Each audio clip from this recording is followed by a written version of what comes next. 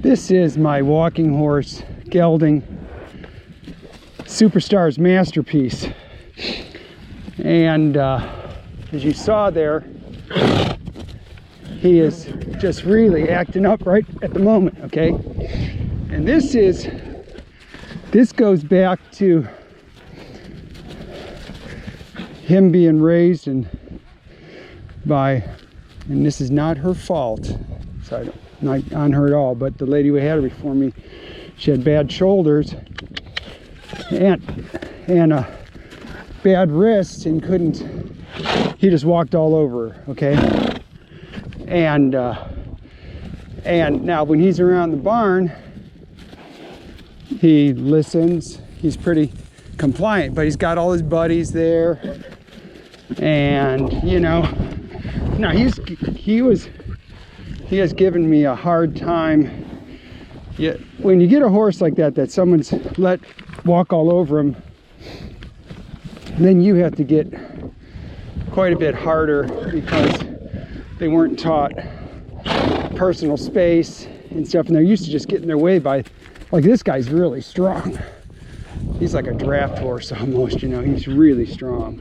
And so what I have him here, I'm trying to get to this spot. I brought him here. This is an area on our property. It's up towards our house. See, he's really acting up right now, but he was able, about 10 minutes ago, I brought him out here and I was getting ready to record, and I turned, there's a hole here. I turned on the camera. I was trying to turn on the camera, and I think it's like 20 degrees right now, so he's really frisky. I'm in this spot which kind of gets the horses wound up, because I got him here because I want to try to work him through this stuff. Like I said, I can't get him to really act up around the barn, and I know there's something in there, and I just haven't got able to, so I brought him out here to try to get it to come out on the ground here with him. And as you can see, it's coming out. So anyhow, what happened about 10 minutes ago was I was trying to get the camera going, and like I said, it's really cold.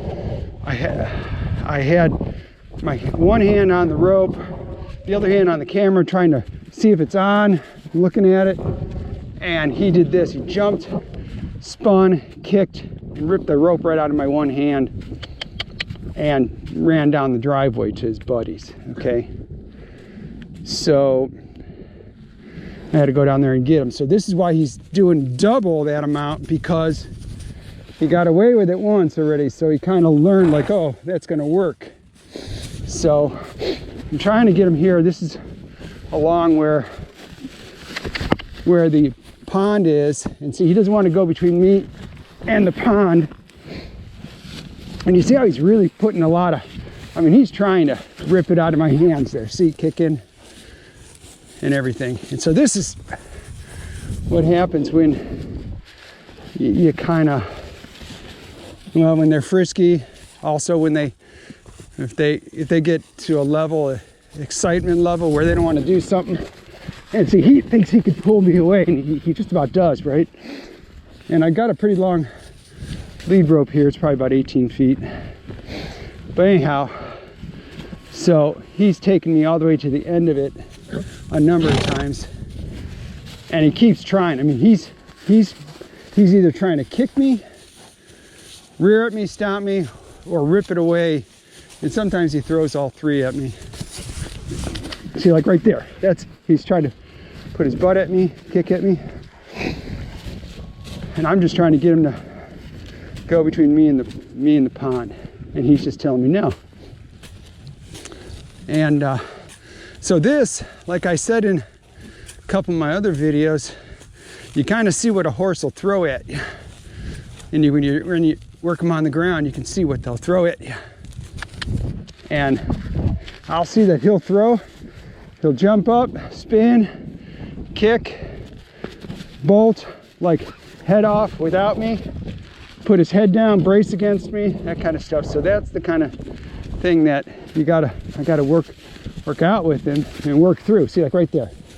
He's trying to pull it. He's really trying to pull. He's pulling really hard on me. And I'm having to lean back and stop it.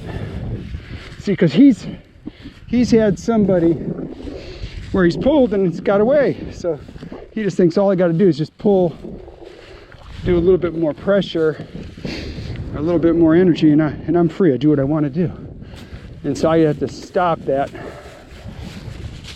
So this is a good call coming out here because I'm getting to see some of this stuff that I thought was there under the hood, so to speak, you know.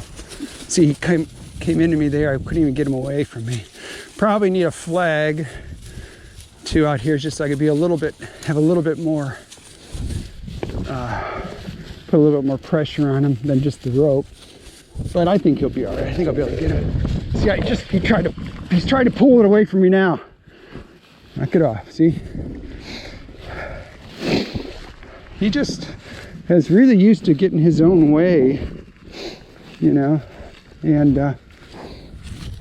like I say in my other videos, he's not a bad horse. He doesn't hate me. He doesn't, you know, he's not being stubborn. He's not ruined. Now this is something you gotta train him through, and it's a lot harder to untrain stuff because when something they already gotten away with, they don't forget that kind of stuff. See how he keeps trying to get it. If this lead rope wasn't as long as it is, he'd have pulled it every time we pulled it away from you. But I got enough to where I can hang on to it. Now what you don't want to do with this kind of stuff is you really don't want to wrap anything around you. Don't wrap it around your hand like this or anything, you know, because he'll rip your hand off. Or I've heard of people grooming their horses and tying it around their waist and then them getting killed because the horse got spooked and ran off with them, stepping on them and everything. So, all right, this way. Now, listen, see how he's really, like right there. Good. That's a good one. I'm gonna let him know. Good. Good boy. All right, that's the first good thing we got so far. Come on. But he'll actually, I don't know if you can tell or not, but he'll brace his head against the halter and the lead rope, and he'll just run with it and put his shoulder into it, and he just runs with it. So he's done that before, you know. He's gotten away from people before, I'm sure, or something equivalent to it, you know, something equivalent to it.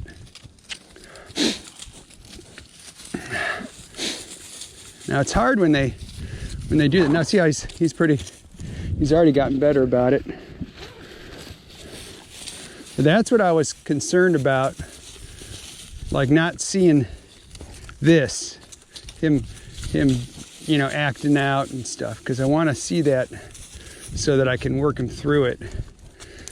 And because if I can get him to listen to me in this kind of situation, I'll have a lot more chance of him doing it under saddle.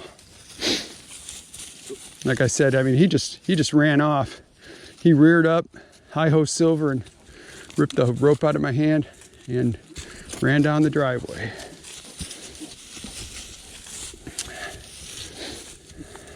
And he is, a lot of people ask me how old they are.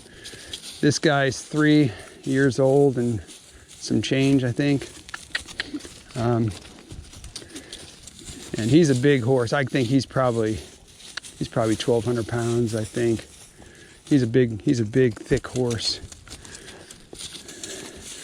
And I've been posting, talking about starting young horses. And what I mean by that is 2-year-olds, 2 and 3-year-olds, not younger than that. And when I mean start them, I'm talking starting them under saddle.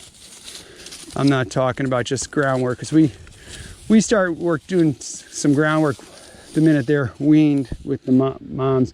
Very little, I mean, but we do some, okay? And then we do lots of groundwork as they're, you know, a year old and all that kind of stuff. We do a lot of that.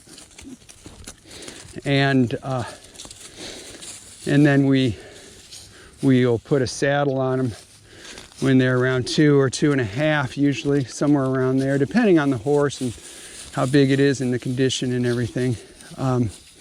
And people really get bugged up about it. And I mean, they talk about the knees not being, you know, fully formed, and the spine, it's the area back and towards the back of their, back where their pelvis is, that's not fully formed till they're, I think it's 4, or fully calcified, I guess it's a better word. And anyhow, so people get really got some strong opinions about that, and because they're saying it's going to injure the horses and stuff like that. And I was in that camp as well for years. I didn't want to start a horse till they were 4, you know, because I heard all that stuff, and I didn't want to injure my horses and all that. And so what has brought me to the point I am right now? Well, I've talked to, over the years, I've talked to a number of really well-respected horsemen who I like and respect how they work with horses and the results they get with their horses and how the horses are.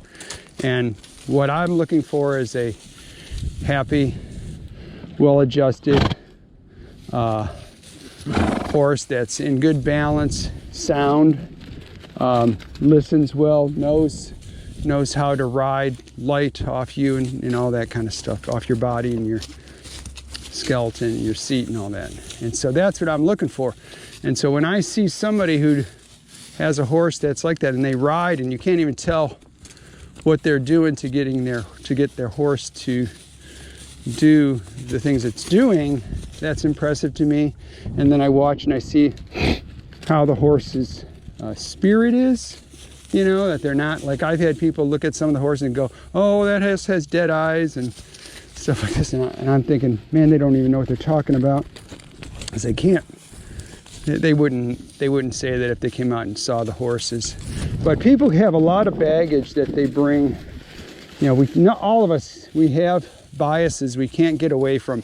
We have things that have happened in our life, and maybe you had a rough childhood, or maybe you had a really abusive person, or I don't know, something. And so these things color what we how we look at the world. And I really care about the horses, I really do. I'm not for as many horses I have like 85 or something, and a lot of them are young. I've only sold, I think, 5 horses, okay? And it's not that I don't have horses for sale. I have horses for sale, but so it's not like I'm trying to just zip through horses and get the fastest results or whatever, to move horses or anything like that. That's not why I'm doing this. I'm doing this because it's a good thing to do. It's a good, I think it's a good, wholesome thing to learn how to be a really good horseman and train these horses in an honorable way. That's what I'm doing it. And it's frustrating because I get a lot of people that are really negative, and I think the negative people maybe they're more vocal than the positive people. But I get a lot of criticism, and people call me an abuser and all sorts of stuff.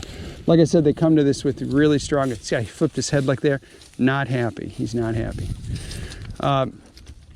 Anyhow, so I'm just going to keep talking and working him here. Like he's not good with this yet. Now he's just starting to look. That's a good sign there. He looked over there like, hey, maybe I should start thinking about what's over there instead of keep thinking about going back to the barn. Anyhow, so I think people bring a lot of baggage with it. And they don't watch, they'll watch one of my short videos that may be 30 seconds long, maybe a minute, and they make all these judgments, but they never watch the long form video, which might be 20 minutes, 10 minutes, 30 minutes, something like that, to get the context and actually see what's going on. And also I like to shoot these videos real time and raw, kind of like this is. I don't have someone, usually don't have someone recording, it's usually just me. I don't clip things out, I don't edit things out. I like people to see this is what happens. So you could see this is how this, now look how good he is. Now see how he's good. He's come to me now mentally. He's here. He was not up until just then. He was somewhere else, like I call it living in the future, which is down the road back at the barn. You know, living in the future. Sometimes horses will live in the past because they're thinking about something that happened to them, and they really need to live in the present with you, you know, and listen to you. You got to become the good person they can trust. And so anyhow, getting back to the young horses and that topic, and I post this a lot, like when I respond to people who are giving me grief about it, is that this whole thing about 2-year-olds, starting 2-year-olds and injuring them and all this kind of stuff, comes from a couple practices. It comes from futurities, and Brett Davis has a really good YouTube channel. It's called A Davis, and he's a really good horseman. He's out, I think he's in Arizona now, I don't know exactly, I can't remember. It's out west somewhere, and he is really knowledgeable, started, you know, I don't know, thousands of horses, and I really value his take on some of this stuff. And he talks about the process of the futurities and starting these young horses, and how he calls it, they mash them and they just ride the fur right off them, and to compete in these futurities, and it'll be some sort of equestrian discipline. And you see that in all these things. You see that in dressage, you see that in cutting horses, you see that in racing horses. You see that whenever anybody is competing with them, especially if they compete with money, they start cutting corners and doing things and right like that, whatever. Anyhow, and they're doing them younger and all this. And that's where the injuries come from, okay? They don't come from riding a horse, a 2-year-old horse a little bit in a round pen, or maybe a little bit on a trail, getting them used to things. That is not going to break a horse down. And I have a good video. It's called, I think it's called Starting Young Horses or something. And in that video, I show a couple of my colts that are, I think they're 1.5 years old at the time. It's about this time of the year. Man, it might have been even, I think it's about this time of the year. Anyhow, they're playing, and see how he's a lot calmer now? Look at this. This is great. Good boy. Good boy. Now see how he's listening now? Anyhow, they're playing with each other, and they jump right on each other's backs. I mean, they're putting like 500 or 600 pounds of weight on the horse's back. And because I've had people actually give me grief over putting a saddle on a horse like this. They'll always ask me how old it is, you know, and I know when they ask me how old it is, kind of where we're going with this, because it's not positive, it's going to be a negative thing. They're making judgments and trying to put me in some sort of category that makes them comfortable, I guess. And anyhow, I've had people think I've broken the horse's back by putting a 20 or 30 pound saddle on their back, and they're just standing there. And this is how bad it's gotten out there with people and their ideas about what is and what isn't with horses. See, now we're in a new area. See, in my other videos I was talking about this. See, there's a subdivision over there. We're in a new area, new thing. Horses don't generalize very well, so this is a new thing. It makes sense that he'd be worried about this too.